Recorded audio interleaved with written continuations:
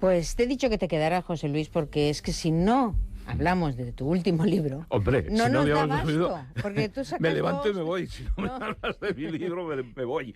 No, pero es que no solo que te vayas o te dejes de ir, es que si no hablamos de tu libro, como sacas 2 o 3 al año, no me da basto. Y digo, por lo menos vamos a hablar de... Este año estoy muy moderado. Estás moderadito, sí. Nada más he sacado uno, ¿eh? Porque no has venido. Espérate que vengas y ya estás a punto para lanzamiento para el siguiente. La soledad de Hans Theodor Mankel. Un libro que, bueno, tú tocas muchos géneros. Este no es negro. No, aunque hay muertos también. ¿Qué? Dime. Por eso ha sacado uno, para que se sienta solo. Hans Merkel. Claro, si no, no era consecuente con el título. Claro, Dicho, claro. no se va a sentir muy solo si saco 2 o 3 este año, has dicho. Este año 1, moderadito. Sí. Porque te has ligado mucho con el proyecto también, claro. Todo tiene su qué. Pero amenazo con sacar 2 ahora, ¿eh? O sea, tranquila. Pero no lo saques de golpe. No, a ver, procuraré. ¿Pero cómo lo haces? A ver, ¿cómo lo haces? ¿Qué escribes? ¿Uno con la mano derecha y el otro con la mano izquierda? Sí, más o menos. A ver, No. yo Sí, imagino sí. que te pasa como todos los escritores, que sois tan prolíficos, que ya tenéis un montón escritos y los Cierto. vais... Sí, bueno, cierto. pues los vais ofreciendo por ahí a las editoriales, ¿no? Y Exactamente. tú dime si me equivoco. Y de repente no te dicen nada y de repente te contestan 2. Exactamente. Y resulta Pues, que contestan al mismo tiempo. Al mismo Y dices, tiempo. hombre, Y no vas a decir que no. Claro. Evidentemente, hay que Claro, agarrarse a un clavo ardiendo. Claro. Bueno, son 2 de diferente género. Son 2 negros. Son 2 muy negros. negros. Muy negros.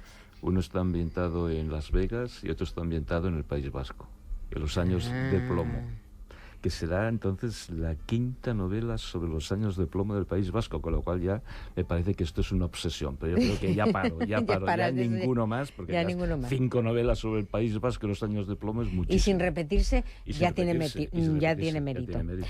Bueno, pero ahora hablamos de la soledad de Hans Theodor Mankel.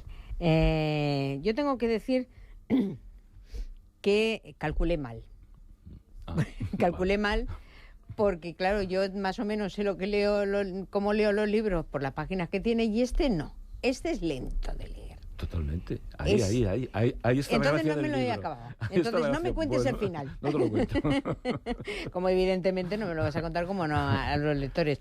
Porque te pones a leer y dices, coño, no es de los que te bebes. No, hay que leerlo, saborearlo, degustarlo, por la forma en que está escrito, por qué esa forma de escribirlo así, lo que nos quieres decir con esa forma de escribirlo así. Evidentemente es un libro que habla sobre literatura, habla sobre escritura, sobre escritores, Sí. y sobre precisamente la calidad de la escritura, lo que el escribir aporta al escritor.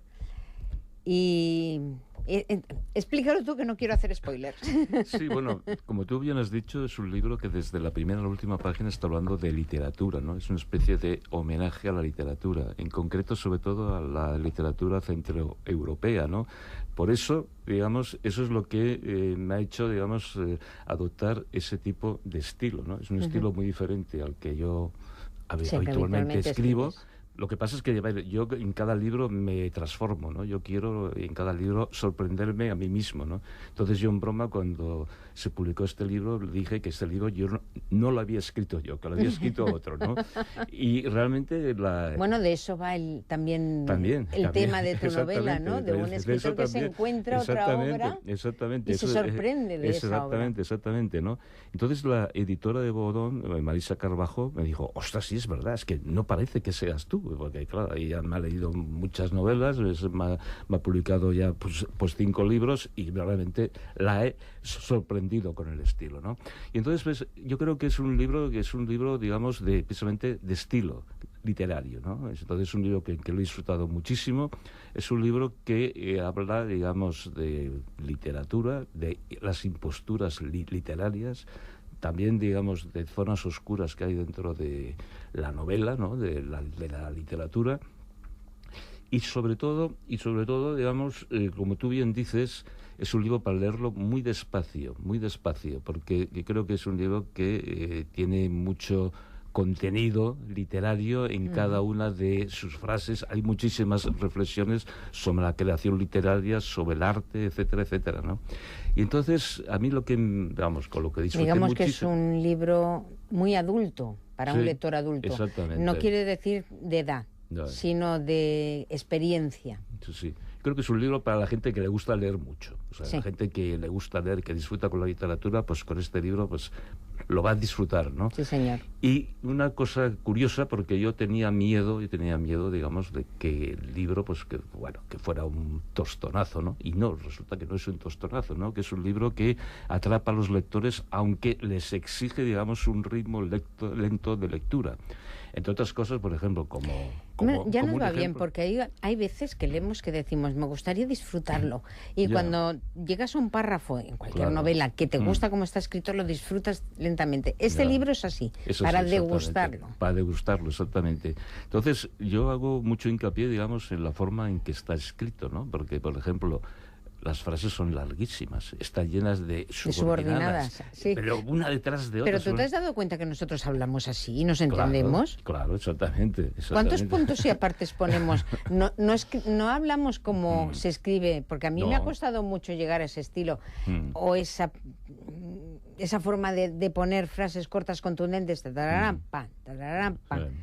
¿vale? A veces son necesarias las frases cortas Sí. y contundentes, pero en este caso no, ¿no? Y entonces también lo que utilizo mucho eso son comas, ¿no? ¿Por qué? Para que el lector haga la pausa como cuando tiene que hacer la pausa, ¿no? Entonces, lo que a mí me preocupaba es, digamos, que, por ejemplo, hay frases que duran toda una página. O sea, que duran incluso más de una página, y es la misma frase con un montón de subordinadas, ¿no? Ajá. Pero esto es algo que surgió en el momento que yo estaba escribiendo el libro. O sea, no sé, cuando uno empieza el libro, de pronto, pues es como, digamos, como la música del libro, ¿no? Yo siempre digo que la literatura tiene mucho que ver con la música, ¿no? Con el ritmo, ¿no? Se hace música con las palabras, ¿no? Y luego es una novela que en realidad son 3 novelas en una, están todas interrelacionadas, ¿no? Es una especie de matriosca, ¿no? Porque dentro de la novela hay otra novela y dentro de esa novela hay otra narración, o sea que son 3 novelas, ¿no? Y estás siempre hablando de la literatura, del poder y la magia de la literatura para transformar a los lectores, ¿no? Explícanos un poquito de qué va. Bueno, en realidad está inspirada en una especie de leyenda negra que circula entre el mundo literario, que es que hay un escritor muy famoso que no ha concedido ninguna entrevista, que después de ese libro realmente extraordinario que se llamó El perfume, no escribió jamás ninguna novela más, y Patrick escribió Susskind. luego un El librito, perfume, una de mis novelas. exactamente, extraordinaria. Se dice de cabecera, que yo no sé, no puede ser de cabecera, porque en mi cabecera ya no cabría más novelas de todas las que tengo, ¿no? Pero sí del mundo mundial, como decimos. Exactamente. Es una de mis novelas O sea, favoritas, fue, de aquellas que hemos leído más de una vez y leeremos más. Sí, y aparte, bueno, es una novela que está extraordinariamente bien escrita, fue un éxito internacional, fue un verdadero bestseller, ¿no? Y claro, la gente después del perfume pues esperaba alguna novela más de este señor, de Patrick Susskind, y Patrick Susskind no escribió ni un solo libro más en su vida. Aparte es una persona que no ha concedido entrevistas, y entonces entre el mundillo literario pues empezó a extender, Se dice que es un negro. una sospecha de que como Patrick Que no Susskind existe. era el lector de una editorial, pues que se encontró con ese maravilloso manuscrito de un autor que por las razones que sean pues resulta que no lo reclamó seguramente porque pasaría a mejor vida y no tendría ningún heredero. Y entonces esto pues digamos es en una idea que yo la tenía en la cabeza, y entonces pues digo, pues voy a desarrollar un tema parecido a esto, ¿no? Que es lo que le pasa a Theodor Mankel, ¿no? Que es el lector de una pequeña editorial de Múnich, que cuando la editorial va a cerrar porque hay una crisis, pues resulta que abre un cajón y encuentra un manuscrito que le va a cambiar la vida mientras se lo va leyendo. Y luego también es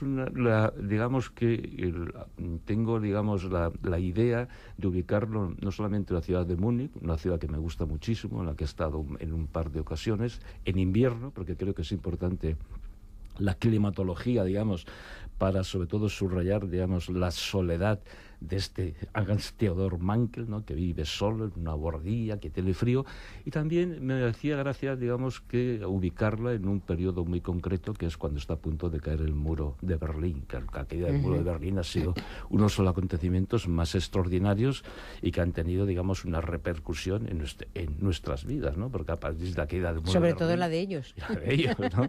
La de ellos, ¿no? Entonces, hacerlo coincidir también me ha permitido, pues, que... Yo vi Berlín cuando estaba el muro. Cuando viste, ostras, con el muro. Yo no, Sí, yo lo vi sin el muro. Ya te explicaré. Ya. Era, no sé, mejor. A ver, no lo olvidaré nunca, pero no era un sitio muy agradable. No, ya. Ni para vivir ni para visitar siquiera. Yo también lo he visto. Me costó conseguir el pase para pasar la puerta de Brandenburgo. Y también lo mismo, sí. Es como si tuvieras en un lado, pues no sé... en un lado la XIX, libertad y en el otro la cárcel. Ya. Una cosa así.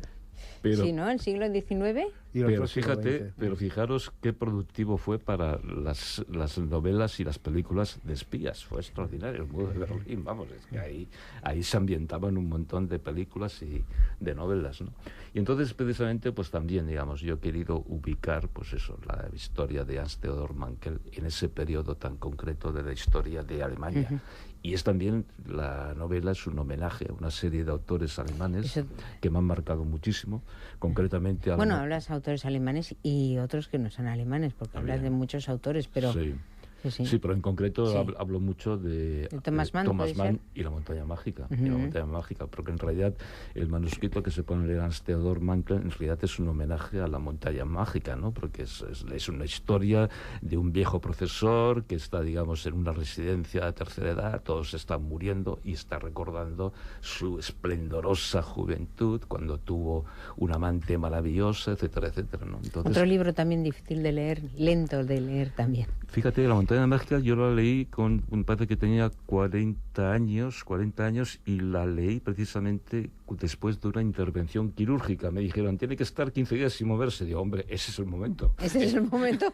Que no hay... En una hamaca y además, leyendo la montaña mágica. Es el momento, porque si no me gusta no puedo cerrarlo y levantarme en la estantería a coger otro. O sea, que no tengo que moverme, leer sí o sí. Sí o sí.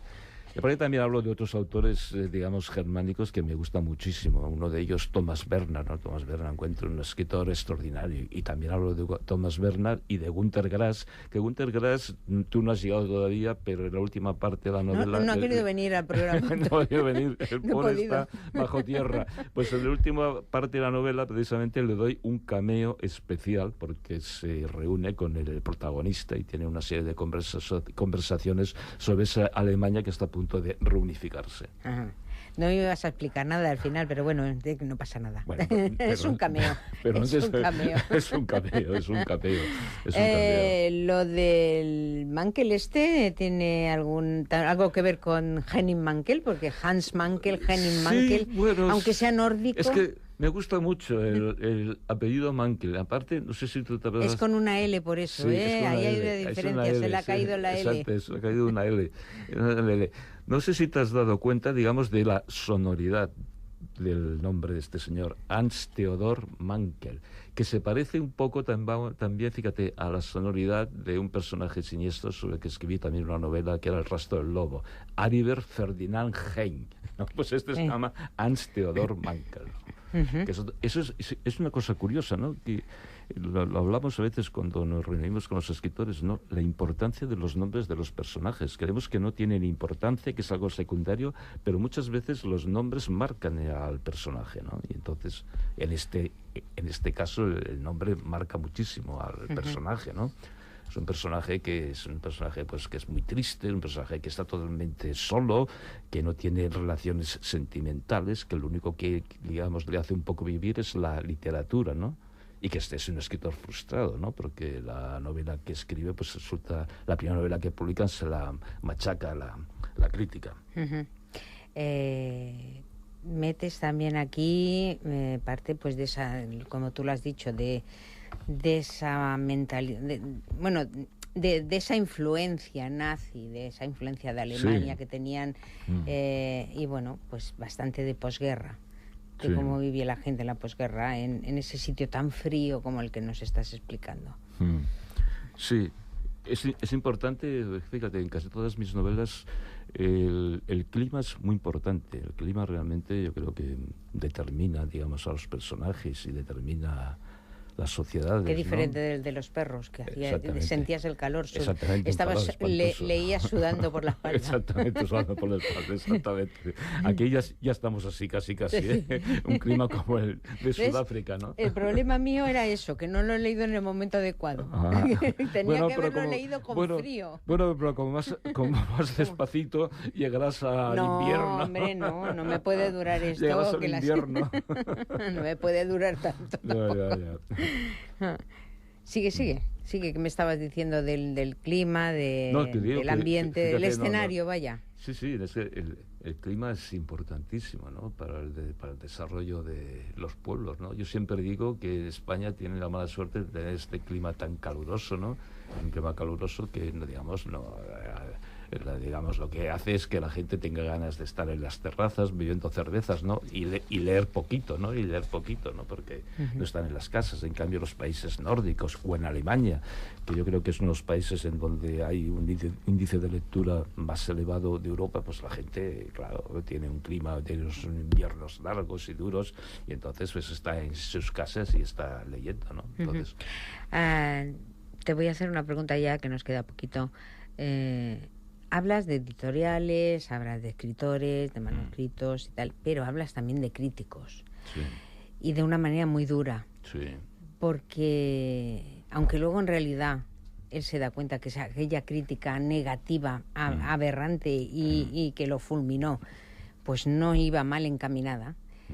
De todas maneras ves cómo puede repercutir en un escritor una crítica mala de alguien que, bueno, es su crítica, es su opinión. Y es lo que dice, una cosa que me llegó mucho: ¿cómo puede alguien desmerecer el trabajo de alguien durante tantos años, así, de un plumazo, y hundirte en la miseria, ¿no? Porque un crítico te puede beneficiar, pero también te puede hacer mucho daño. El crítico te puede hacer mucho daño. Lo que pasa es que te puede hacer mucho daño cuando tienes la piel muy sensible, o sea, cuando empiezas, ¿no? Yo, a ver, como anécdota, recuerdo que cuando publiqué Barcelona Negra tuve unas críticas, unas cosas feroces, sobre todo por parte del país, ¿no? Había una crítica especializada en novela negra. Ahora tengo edad para decir quién era, Rosa Mora, que vamos, me odiaba a muerte sin conocerme, ¿no? Entonces siempre decía que este tipo no va a publicar ninguna novela más. He publicado 58 libros. Decía, para el bien de la literatura, mejor que no publique nada, pero sí, textualmente en El País, ¿no? Sí. Entonces, claro, tú lees eso, ten en cuenta que yo era un chavalito muy joven, que tenía 34 años, pues te desmoraliza, ¿no? Realmente leer eso te desmoraliza, ¿no? Suerte que luego los hechos la han desmentido por completo. Tengo un montón de premios literarios, tengo una trayectoria literaria, etcétera, etcétera, Claro. y ella pues Y ha ella desaparecido. sigue siendo crítica como mucho, ¿no? Exactamente. Ha desaparecido, ¿no? Entonces, pues bueno, un poco, digamos que también, digamos, mis andanadas contra los críticos, un poco como venganza, ¿no? Hacia algunos críticos que realmente, sobre todo cuando uno empieza a escribir, pues coño, pues le pueden condicionar, ¿no? Ahora no, o sea, ahora, bueno, aparte que casi todos me dejan bien, ahora ya, aunque alguien me dejara mal y me criticara, me importaría un bledo, ¿no? Porque bueno, yo tengo mucha experiencia, muchos años encima. Pepe, en música también pasa igual. Hay críticos que más vale que se hubieran metido su crítica, por no decir otra cosa, en... Sí, el problema principal es que la crítica real no existe. Son simplemente opiniones de una persona. Lo que pasa es que un crítico es una persona a la que le han dado el poder de que su opinión sea generalizada. Y no deja de ser una opinión. O sea, para un libro, para un cuadro, para una película, para un disco, hay 100.000 maneras de pensar diferentes. ¿Qué es lo que hace que el señor que escribe en el periódico tal y que es crítico de cine diga que esta película es buena o es mala? No, es su opinión. Su opinión Claro. personal, claro. Sí, Es su opinión. Coño, id a ver la película. Y ya está. Lo que pasa es que si a nosotros también nos sucede, si vemos que todas las críticas coinciden en que no vale la pena, no la vamos a ver. Y ese es el problema. Pero también, fíjate, por el lado contrario, tampoco, digamos, hay que fiarse de las críticas muy buenas de libros. Por eso, ¿no? a eso vengo a decirte lo que... O sea, te lo digo Eso es lo que vengo a decir, que la crítica te condiciona... Porque yo sospecho, sobre todo, digamos, los autores que son como más consagrados, que son más internacionales, etcétera, que compran las críticas. ¿Sí? Sí, porque yo, por ejemplo, acabo de leer hace un mes un libro de un escritor nórdico, un escritor islandés. Sí. Me pareció una birria. Sí. Y entonces leo la contraportada y unas críticas maravillosas del New York Times, del Herald Tribune. Yo digo, pero a ver, pero esta gente, ¿cómo puede decir que Todos, esto, ¿no? que esto es apasionante, que es una maravilla, que es el número uno de la literatura negra nórdica, etcétera, etcétera? Si me ha aburrido como una barbaridad, ¿no? Para despedir el programa queríamos traer precisamente una canción que habla o que se refiere a lo que es Hans Theodor Mankel, que es un nombre pues anodino, alguien que no existe, vaya, que pasaría por nuestro lado, que no tiene repercusión en nuestra vida, alguien de ningún sitio, ¿no? Es el auténtico don nadie, sentado en tierra de nadie, haciendo planes vacíos para nadie. No tiene ningún punto de vista, no sabe dónde ir ni de dónde viene. ¿No es un poco como tú y yo? Don nadie, por favor, escucha. No sabes lo que tienes. En ninguna parte el mundo está a tu mando. Está tan ciego como se puede ser. Solo ve lo que quiere ver. No te preocupes. Tómate tu tiempo. No te apresures. Déjalo todo hasta que alguien te eche una mano. Es cuando los Beatles decidieron cambiar de orientación en sus textos, cuando se reunieron con Bob Dylan y Bob Dylan... De orientación textual. Sí, cuando Bob Dylan les dijo, oye, yo he aprendido vosotros que una guitarra eléctrica vale más que una acústica, pero coño, ¿por qué no os implicáis un poco más en los textos? Robert Soul fue el sexto álbum de los Beatles donde cambió la temática, cambió del te quiero, me quieres, yeah, a pasar a contar otras cosas. Y Nowhere Man es una canción que está en este mágico álbum, como es el Robert tenían Soul. la posibilidad de decir cosas que llegaran a todo el mundo, a la juventud. Exactamente. Y la aprovecharon. Por eso los Beatles han sido... Por eso los Beatles no escribían reggaetón. Beatles. Por eso los Beatles se hablará durante mucho, mucho tiempo sobre los Beatles. Bueno, pues vamos a escucharla, pero...